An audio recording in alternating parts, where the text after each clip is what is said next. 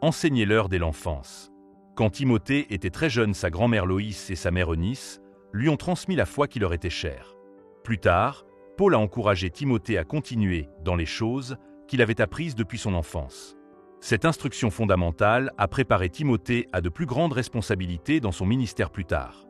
Cette histoire illustre l'importance d'une formation spirituelle précoce. Les familles jouent un rôle essentiel pour ce qui est de nourrir la foi et d'inculquer à leurs enfants des valeurs qui façonneront leur vie et s'étendront à la communauté élargie. Ellen White l'affirme en disant « La prospérité de l'Église est essentiellement fondée sur la vie des foyers. Les influences qui régissent la vie familiale se répercutent sur celle de l'Église. C'est pourquoi les devoirs de l'Église devraient commencer à la maison. » Maintenant, arrêtez-vous un instant. Dans quelle mesure êtes-vous engagé à nourrir les jeunes générations de votre famille ou de votre Église? Leur apprenez-vous à faire confiance à Dieu et à étudier sa parole chaque matin?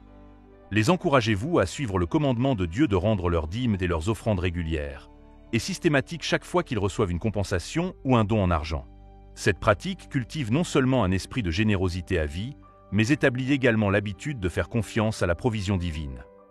Alors que nous rendons nos dîmes et nos offrandes de promesses, prions et travaillons pour les jeunes générations, afin qu'elles apprennent également à placer leurs désirs en dernier et Dieu en premier.